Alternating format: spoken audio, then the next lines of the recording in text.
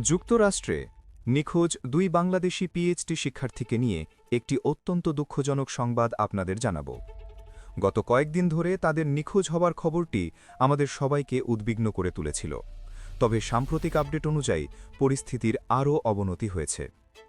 South Florida বিশ্ববিদ্যালয়ের নিখোঁজ দুই বাংলাদেশি পিএইচডি শিক্ষার্থীর মধ্যে একজনের মৃতদেহ উদ্ধার করা হয়েছে। গতকাল শুক্রবার ২৪ এপ্রিল ২০২৪ সকালে ফ্লোরিডার ট্যাম্পার হাওয়ার্ড ফ্র্যাঙ্কল্যান্ড ব্রিজ থেকে ২৭ বছর বয়সী জামিল লিমনের মৃতদেহ উদ্ধার করে পুলিশ। তবে অপর শিক্ষার্থী নাহিদা এস বৃষ্টি ২৭ বছর এখনও নিখোঁজ রয়েছেন এবং তাকে উদ্ধারে তল্লাশি অব্যাহত রয়েছে। এই ঘটনায় জামিলের রুমমেট হিশাম আবু গারবিয়াকে গ্রেপ্তার করা হয়েছে। ফ্লোরিডার হিলসবোরো কাউন্টি শেরিফ অফিস জানিয়েছে, গতকাল সকালে হিশামকে তার বাসা থেকে হেফাজতে নেওয়া হয়। তার বিরুদ্ধে বেশ কিছু গুরুতর অভিযোগ আনা হয়েছে, যার মধ্যে রয়েছে ঘরোয়া সহিংসতা বা ডোমেস্টিক ভায়োলেন্স, তথ্য প্রমাণ নষ্ট করার চেষ্টা বা এভিডেন্স ট্যাম্পারিং এবং আইন প্রয়োগকারী সংস্থাকে মৃত্যুর খবর না জানানো। গত ১৬ এপ্রিল ২০২৪ থেকে জামিল এবং নাহিদা দুজনকেই শেষবারের মতো দেখা গিয়েছিল।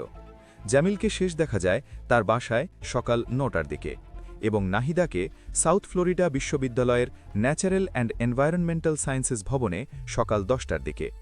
পরিবারের সদস্যরা তাদের সাথে যোগাযোগ করতে না পারায় ১৭ এপ্রিল থেকে পুলিশের তদন্ত শুরু হয়। বর্তমানে হিলসবোরো কাউন্টি শেরিফ অফিস এই দুই শিক্ষার্থীকে আগেই ঝুঁকিতে থাকা বা এনডেঞ্জার্ড হিসেবে ঘোষণা করেছিল। বর্তমানে মায়ামিতে অবস্থিত বাংলাদেশ কনসুলেট পুরো বিষয়টি নিবিড়ভাবে পর্যবেক্ষণ করছে। শেরিফ চ্যাড ক্রনিস্টার এক বিবৃতিতে জানিয়েছেন, তারা এই ঘটনার সত্যতা উদ্ঘাটনে সর্বোচ্চ চেষ্টা চালিয়ে যাচ্ছেন। এটি একটি অত্যন্ত দ্রুত পরিবর্তনশীল ঘটনা। নাহিদা এস বৃষ্টির খোঁজে এখনও ফ্লোরিডার বিভিন্ন স্থানে উদ্ধার অভিযান চলছে। আমরা আশা করি দ্রুত তাকে ফিরে পাওয়া যাবে। এই বিষয়ে আরও নতুন কোনো তথ্য পাওয়া গেলে আমরা আপনাদের তা অবিলম্বে জানাব।